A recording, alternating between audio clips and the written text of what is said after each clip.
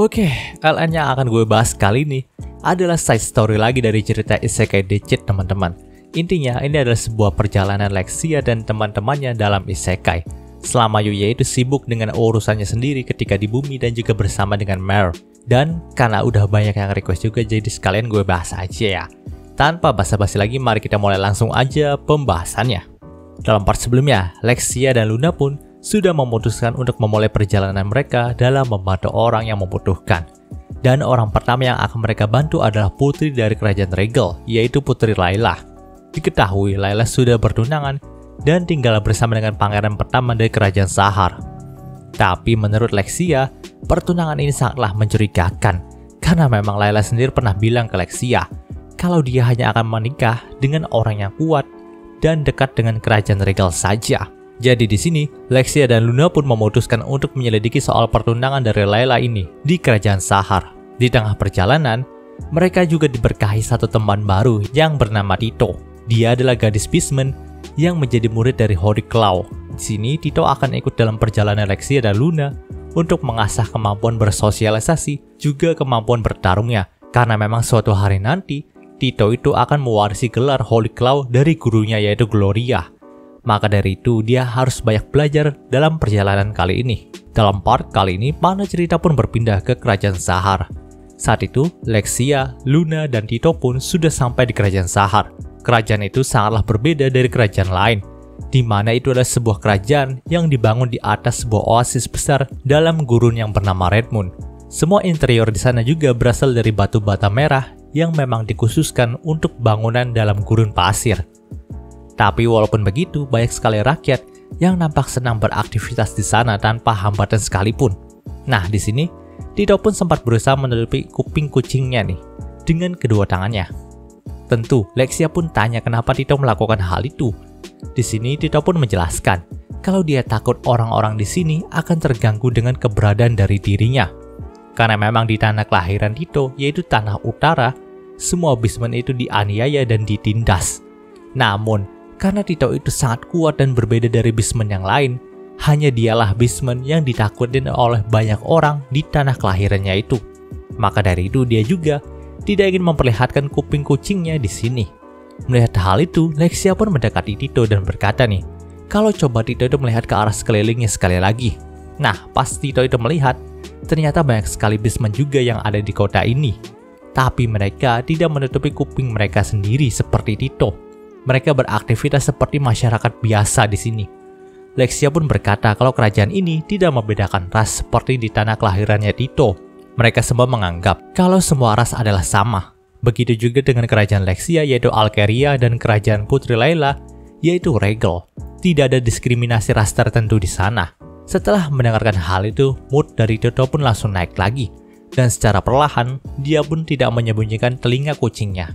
Nah, di sini secara singkat, Tito itu udah tahu tujuan dari mereka datang ke sini, yaitu untuk menyelamatkan Putri Layla. Sepertinya Putri Layla juga sedang berada di istana kerajaan Sahar saat ini. Jadi mereka pun harus pergi ke sana. Namun nih, Lexia itu sedang menyembunyikan identitasnya sebagai seorang putri. Maka dari itu, mereka nggak mungkin kan bisa seenaknya saja masuk ke dalam istana kerajaan Sahar. Jika Lexia itu mengungkapkan identitasnya sebagai seorang putri, ya maka pastinya satu kerajaan ini juga akan geger. Maka dari itu Lexia pun menyarankan mereka untuk masuk secara diam-diam aja dengan cara memanjat tembok dari istana kerajaan Sahar ini. Tentu pada awalnya, ide gila dari Lexia itu langsung ditolak sama Luna. Karena memang gak segampang itu untuk menyelinap masuk ke dalam istana kerajaan. Tapi nih, Lexia pun kembali meyakinkan Luna untuk melakukannya. Lagi pula di sini juga ada Tito yang siap membantu mereka dengan indera pendengaran dan juga penciumannya yang sangat tajam. Maka dari itu mereka bisa bersembunyi jika Tito itu merasakan ada yang mendekat kepada mereka. Jadi di sini mereka pun langsung naik ke atas tembok dengan benang milik Luna nih. Setelah masuk ke dalam istana, mereka pun langsung dikejutkan dengan kedatangan dari para prajurit kerajaan Sahar yang didengar sama Tito nih. Maka dari itu mereka pun langsung bersembunyi di balik semak-semak. Namun nampaknya para prajurit juga udah mendengar suara mereka saat berbicara di sana. Tentu mereka bertiga pun langsung panik nih. Karena memang mereka itu masih belum boleh ketahuan di sini. Jadi Lexia pun langsung membuat suara mengeong seperti kucing untuk mengalihkan para prajurit itu. Dia mengklaim kalau hal itu bisa membuat para prajurit nggak curiga lagi.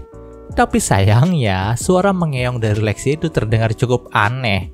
Jadi Tito pun langsung membantunya dengan mengeong juga. Ya di sini kan Tito kan adalah beastman kucing gitu. Jadi ya suara ngeongan Tito itu lebih pas lah daripada Lexia.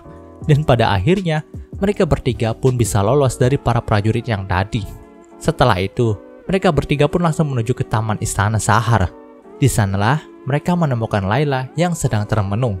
Tentu Layla pun juga kaget nih ketika dia melihat Lexia datang menemui dirinya. Mendengarkan hal itu, Layla pun berkata kalau memang dia kesini bukan sebagai seorang putri, tapi sebagai pengelana yang ingin membantu banyak orang. Dan orang pertama yang akan dia bantu adalah Layla. Karena memang nih Lexia juga tahu kalau Layla tidak setuju dengan pertunangan ini. Mendengarkan hal itu, Layla pun mencoba untuk mengelak nih dan berkata kalau dia tulus dalam pertunangan kali ini. Tapi setelah ditanya terus-menerus oleh Lexia, Layla pun mengakui kalau memang dia setuju dengan pertunangan ini demi kerajaan Regal. Bila kedua kerajaan mereka itu bersatu, maka mereka juga akan saling bekerja sama dan tidak berperang lagi. Jadi ini adalah pengorbanannya sebagai seorang putri dari kerajaan Regal. Tentu Lexia pun tidak tega karena Layla berkata seperti itu. Tapi saat itu mereka pun dikejutkan dengan serangan beberapa pisau yang mengarah kepada Layla nih. Untung saja waktu itu Tito dan Luna bisa dengan sigap menangkis semua pisau itu dan menyelamatkan Layla dari percobaan pembunuhannya. Tentu Layla pun terkejut dengan hal itu. Dia tidak menyangka kalau ada seseorang yang mencoba membunuhnya. Tapi di sini Luna pun berkata kalau hal ini adalah sangat wajar. Mungkin saja memang ada orang yang tidak suka dengan pertunangan dari Layla. Maka dari itu, ada yang mengirim pembunuh bayaran untuk membunuh Layla. Ya, hal-hal seperti ini sangatlah wajar bagi mantan anggota Dark Guild seperti Luna. Dia sudah terbiasa melakukan pekerjaan pembunuhan seperti ini. Karena nyatanya dia juga kan pernah diminta membunuh Lexia gitu. Nah, tepat setelah kejadian itu tiba-tiba aja ada seseorang yang datang mendekati mereka. Di sini Tito mengira kalau itu adalah pembunuh bayaran yang tadi. Tapi ternyata itu bukan dia. Yang datang kepada mereka adalah Pangeran Zazu, tunangan dari Layla. Jadi di sini mereka bertiga pun langsung bersembunyi di balik pilar taman. Saat itu entah kenapa sikap dari Pangeran Zazu sangatlah mencurigakan. Dia tahu kalau ada bekas pisau di taman itu dan dia juga melihat kalau wajah Layla itu sedang pucat. Tapi nampaknya dia tidak terlalu khawatir dengan kondisi dari Layla. Dan ketika Layla berkata kalau dia begini karena kurang tidur, si Pangeran Zazu ini hanya meminta Layla untuk istirahat saja. Lalu hendak pergi dari sana nih. Nah ketika itu juga Lexia sempat melihat kalau si Zazu ini sempat tersenyum aneh saat ingin meninggalkan Layla. Jadi pastinya memang ada sesuatu yang direncanakan dengan pertunangan Layla dan Zazu ini. Tapi masalahnya sekarang mereka itu harus melindungi Layla dari pembunuh bayaran yang hendak membunuhnya tadi. Kalau dibiarkan begitu aja maka pastinya Layla itu akan terbunuh. Apalagi kelihatannya Pangeran Zazu juga hanya berpura-pura perhatian sama Layla. Jadi di sini Lexia pun berkata, kalau sekarang mereka itu harus jalan-jalan saja di kota. Tentu, Luna pun hampir memukul Lexia karena ide konyolnya lagi. Tapi di sini Lexia pun menjelaskan, kalau bukankah cara ampuh untuk menghindari pembunuhan adalah dengan berbaur dengan masyarakat. Maka dari itu pergi ke kota adalah hal yang tepat bagi mereka semua saat ini. Jadi di sini, mereka pun langsung menyusun rencana untuk pergi dari istana. Panel cerita pun berpindah ke pusat kota kerajaan Sahar. Saat itu Lexia, Luna, Tito, dan Layla pun sedang berjalan-jalan di sana dengan santai. Ya, pusat kota ini sangatlah ramai dan tentram. Tapi Lexia pun penasaran apakah dalam kota ini ada sebuah sumber air ya. Mendengarkan hal itu, Layla pun menjelaskan kalau memang ada sumber air dalam pusat kota kerajaan Sahar. Namun memang air di sini tidak sebanyak di kerajaan Regal ataupun Alkeria. Nah, saat mereka berjalan dalam pusat kota, keempat gadis kita ini sangat menarik perhatian para lelaki di sana. Padahal Lexia, Luna, dan Tito sendiri sudah memakai pakaian kasual yang menyiratkan kalau memang mereka adalah pelancong gitu. Tapi tetap saja, kecantikan mereka itu tidak bisa ditutupin. Maka dari itu mereka pun memutuskan untuk masuk ke dalam toko pakaian di sana. Dan mereka pun menyesuaikan pakaiannya dengan masyarakat dalam kerajaan Sahar ini. Anehnya, hampir semua pakaian di sana itu berwarna biru teman-teman. Dan di sini Layla pun menjelaskan, kalau memang warna biru dalam kerajaan ini bisa diartikan dengan kesucian. Maka dari itu banyak sekali pakaian yang berwarna biru. Nah setelah itu, mereka pun langsung mencoba beberapa pakaian untuk dibeli nih. Dan inilah penampilan mereka sekarang ini teman-teman. Yaps, nggak disangka, baju yang biasa dipakai sama masyarakat kerajaan Sahar ini cukup terbuka sekali ya. Ya, gue nggak habis pikir nih, kalau pakaiannya begini kan, bukannya malah membuat mereka semakin digangguin sama para laki di sana ya. Tapi ya mereka tetap pakai pakaian seperti ini gitu. Nah, di sini Lexia dan Luna pun sempat main-main sama gunungnya Tito juga nih. Di samping itu mereka juga cukup kena mental karena gunung mereka itu nggak sebesar punyanya Tito. Sementara itu Tito pun cukup malu mengenakan pakaian seperti ini karena memang ya dia itu baru pertama kali memakai pakaian yang sangat terbuka. Namun di sini Lexia pun menyemangatinya dan berkata kalau mereka akan bersenang-senang dalam pusat kota sekarang ini. Ya, putri sableng kita yang satu ini memang bisa aja membawa vibe positif ya teman-teman kepada setiap orang yang ada di sekitarnya. Itulah kelebihan positif dari Lexia juga sih. Setelah itu mereka berempat pun kembali jalan-jalan di pusat kota dari kerajaan Sahar ini. Baik sekali hal yang dilakukan sama Lexia, Luna, Tito, dan juga Layla. Mulai dari memberi beberapa parfum, menaiki unta, tapi sayangnya unta yang dinaikin itu nampak sangean banget sama Lexia. Sampai-sampai Lexia itu dikejar terus sama unta yang tadi. Sampai-sampai Lexia itu dikejar terus sama unta yang mau dinaikinya itu.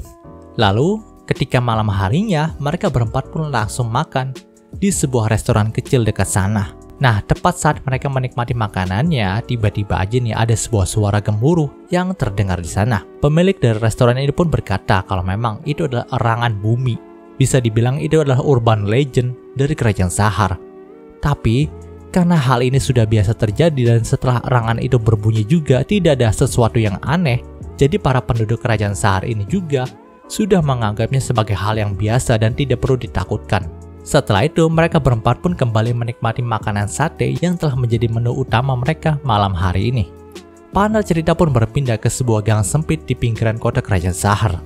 Saat itu, ada seorang laki-laki dan beberapa anak buahnya yang sedang berkumpul di sana. Nah, nampaknya laki-laki itu adalah orang yang berniat membunuh Layla. Dan para anak buahnya itulah yang tadi hampir merenggut nyawanya Layla dengan lemparan beberapa pisau.